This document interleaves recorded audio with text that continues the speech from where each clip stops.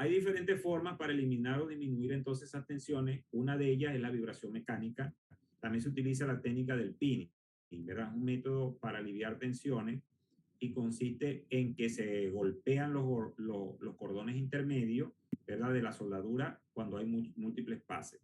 Usted dirá, bueno, ¿y cómo es eso, no? ¿Cómo yo puedo aliviar tensiones así? Bueno, resulta que cuando usted está golpeando la pieza, o sea, póngase que usted hizo aquí este depósito de soldadura. Esto es muy interesante. De hecho, yo tengo una experiencia de esto porque yo lo apliqué en una oportunidad, ¿no? Y bueno, y me resultó, pues, me resultó bien. Cuando usted hace la deposición de soldadura, ¿verdad? ¿Qué pasa? Póngase que usted hizo el depósito. Cuando usted hizo el depósito, ¿a qué temperatura llevó si era hierro? Bueno, lo llevó a más de 1500 grados centígrados, 1540 grados centígrados para que eso se pudiera fundir. Empezando por allí.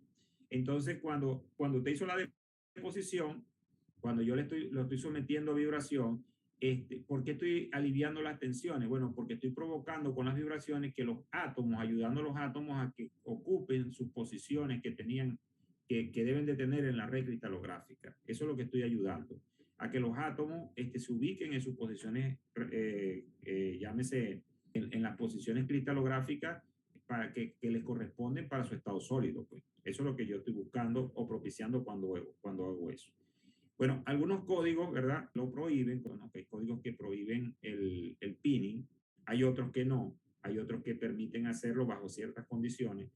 Y la razón es porque yo pudiera, ¿verdad? Como esto es algo que no es controlado, como es algo muy manual, que no es controlado, yo pudiera causar daños en la soldadura cuando estoy haciendo esta operación. Entonces, por eso, algunos códigos no lo aceptan, no lo permiten, porque esto es algo que no, que, que, que depende mucho de la persona, pues, que lo hace. Entonces, no, hay códigos que sencillamente no lo aceptan, pues. Pero el pinning es una técnica que permite lograr el alivio de tensión, permite lograr eso. No es un alivio térmico, ¿no?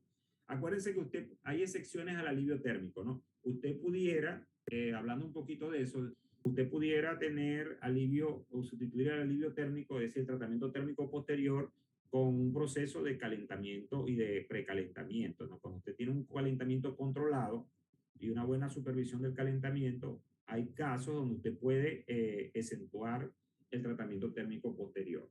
Por ejemplo, el 650, que es un estándar para el caso de los tanques, tiene esas excepciones, ¿no? Tiene, por decir un ejemplo, pues, tiene esas excepciones para el tratamiento térmico posterior.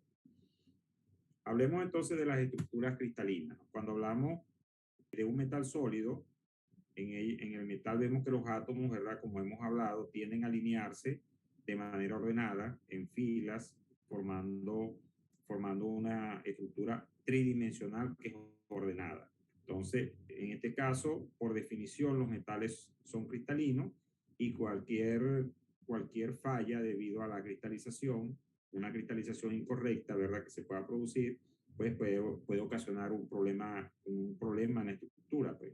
Entonces, cuando un metal solidifica, normalmente lo hace en una estructura cristalina. Eso es un concepto que es importante, ¿no? Ok, concepto clave aquí de examen es lo que es una celda unitaria, ¿no? Entonces, el número más pequeño de átomos que puede describir un arreglo ordenado se conoce como celda unitaria. Apréndase eso, por favor, márquelo, ráyelo, téngalo en cuenta, porque estoy completamente seguro, así como se los he dicho en muchas otras oportunidades de otras preguntas. Entonces, la celda unitaria es el número más pequeño de átomos que puede describir un arreglo ordenado en una estructura, ¿no? Eso se conoce como celda unitaria. Ok, entonces en algunos metales, ¿verdad? Existen más de una fase en estado sólido, como lo hemos descrito. Y ahorita hablamos, por ejemplo, del acero al carbono, ¿verdad? Tiene puede tener varias fases a diferentes temperaturas y está en el estado sólido, pues. Así también tenemos, en el caso de los aceros inoxidables, la austenita que nada más la vemos en el acero, la vemos por encima de los 723 grados. En el caso de los inoxidables, nosotros podemos ver esa fase, la podemos ver a temperatura ambiente, la fase austenita. Y es precisamente por la presencia de los elementos aliantes que hacen posible que la fase, eso que son elementos aliantes que se llaman yo les hablé en estos días de elementos que son alfágenos y elementos que son gamágenos. Entonces, el níquel, el cromo son gamágenos. Gamágeno quiere decir que estabilizan la fase, ¿verdad? La estabilizan, o sea, la fase gamma la pueden estabilizar a temperaturas, inclusive a temperaturas ambientes, ¿no?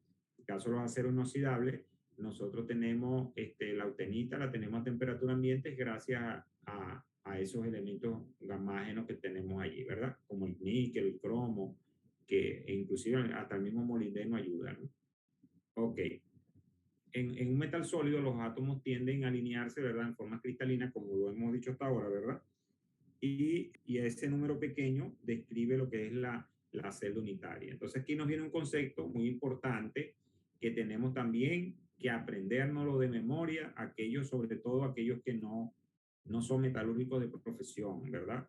Pero hay que aprenderse, que son las fases, que son las estructuras cristalinas más comunes que nosotros encontramos en los aceros, ¿no? Por ejemplo, la estructura que es cúbica centrada en el cuerpo. Ahí les coloqué un ejemplo de una centrada en el cuerpo, o BCC por sus siglas en inglés, ¿no?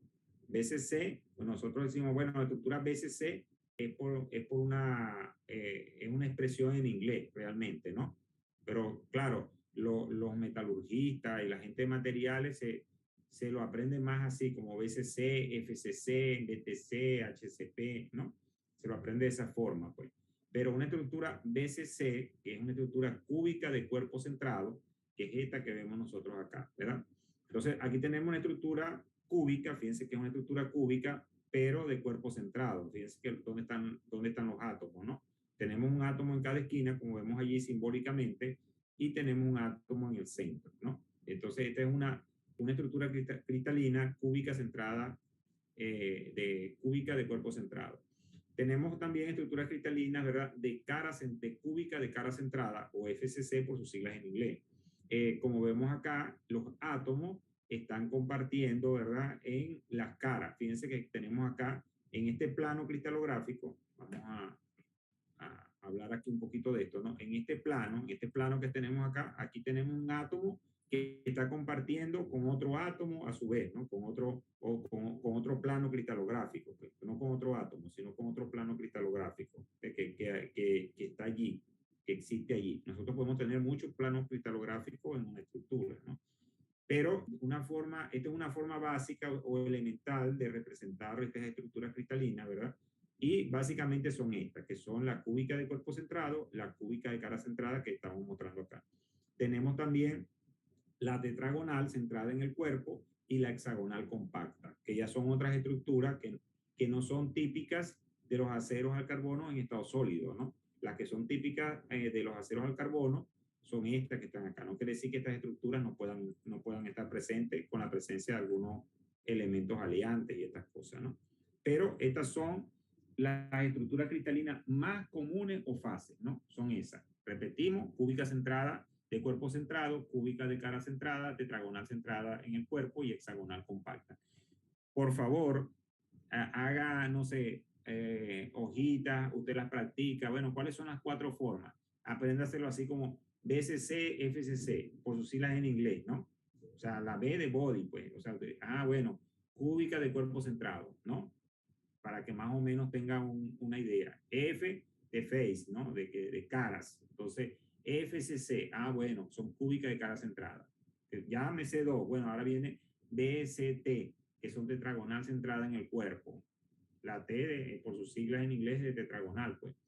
Y hexagonal compacta. Entonces, apréndaselas porque son temas que se revisan en este examen, ¿no? Son importantes. Entonces, aquí vemos el ejemplo de cómo se representan esas estructuras, tanto de cara centrada, de cuerpo centrado, tetragonal compacto, hexagonal compacto, perdón, y tetragonal de cuerpo centrado, que es esta que tenemos acá, ¿no? Una figura tetragonal de cuerpo centrado.